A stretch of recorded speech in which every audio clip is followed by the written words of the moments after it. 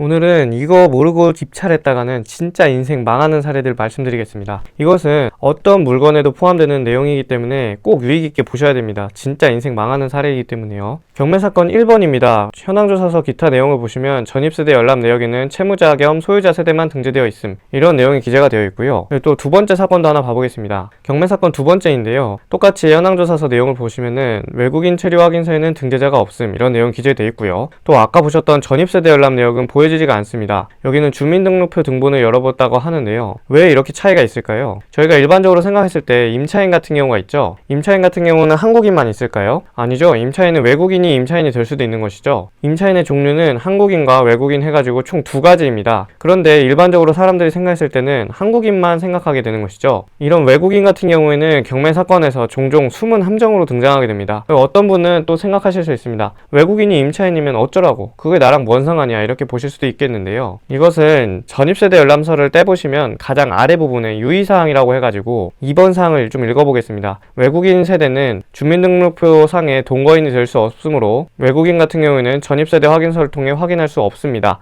이렇게 나와 있는데요. 한 줄로 좀 요약을 해보면 외국인은 전입세대 열람 내역에 나오지 않는다는 것입니다. 이 외국인이 만약에 임차인으로서 보증금을 가지고 있는 사람으로면은 그 외국인 같은 경우에는 말소기준 권리 이후에 선순위 임차인인 경우일 수 있잖아요. 그 경우에는 보증금을 인수하게 됩니다. 만약에 이 외국인이 보증금을 5억을 가지고 있습니다. 낙찰가가 5억입니다. 그리고 보증금이 5억입니다. 그러면은 이거를 나는 5억에 샀다고 생각을 해야겠지만 실제는 10억으로 사게 된다는 거죠.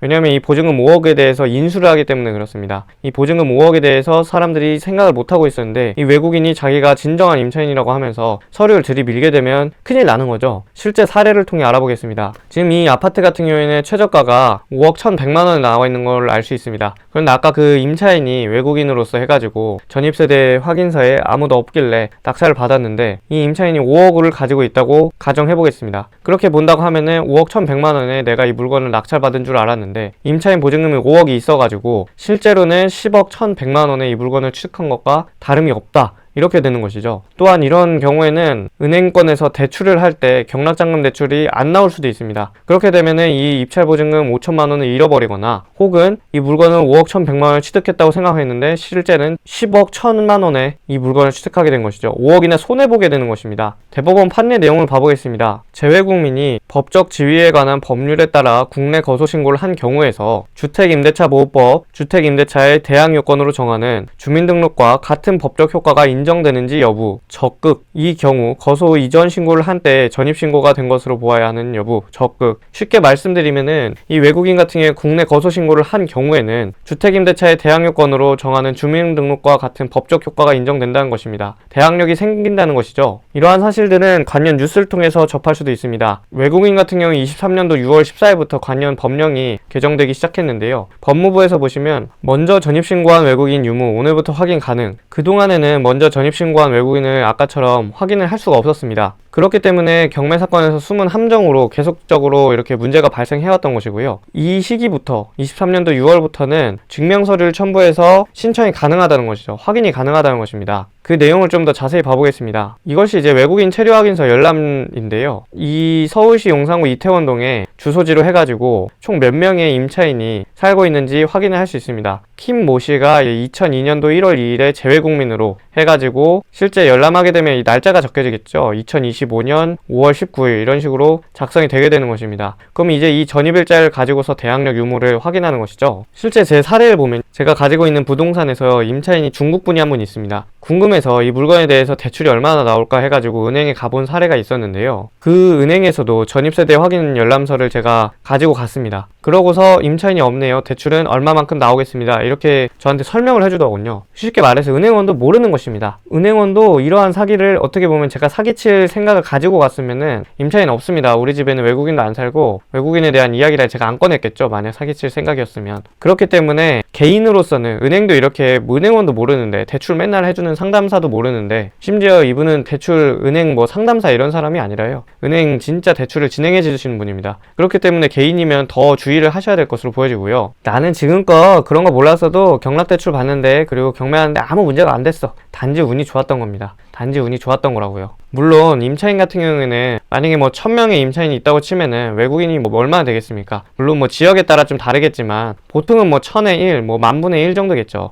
근데 요즘 예를 들어 봉천동, 뭐 이태원동 이런 곳에는 외국인들이 많죠. 또 안산, 시흥 이런 데 또 투자하시는 뭐 인천, 서울에서도 금천구나 구로구 이쪽엔 또 외국인이 많습니다. 그러니까 꼭 주의를 해야 될 것으로 보여지고요. 참고로 제 물건은 송파구였습니다. 송파구인데도 외국인이 있는 것이고요. 따라서 안전한 경매를 하기 위해서는요, 필히 확인해야 됩니다. 외국인에 대해서 필히 확인해야 된다고요. 확인 방법으로는요, 신분증하고 경매 정보지를 들고서 동사무소에 방문을 합니다. 이렇게 가지고 가시면은 동사무소 직원을 마주할 거 하잖아요. 그러면 외국인 체류 열람 교부 신청서가 있어요. 잘 모르시면 그냥 달라고 하세요. 여기 전입세대여 확인 열람에 체크하시고 나의 성명, 김갑돌 적어주시고 서명 이렇게 해주시고요. 주민등록번호 적고 내가 살고 있는 거주지 주소 적고 연락처 적고 내가 어떤 물건지에 열람을 하고 싶은지, 예를 들어 서울시 용산구 이태원동 적으시고요. 용도는 경매용이다. 날짜 오늘 이렇게 적고, 이거 몰라도 됩니다. 몰라도 되고 그냥 가셔서 나 외국인 체류 열람 하고 싶다, 그렇게 하시면 다 설명해줘요. 이런 거 다 모르셔도 되고, 제가 지금은 그냥 적어둔 것이고요. 그런데 이제 동사무소 직원분도 혹시 모르는 경우가 있을 수 있거든요. 보통은 잘 하지 않는 거기 때문에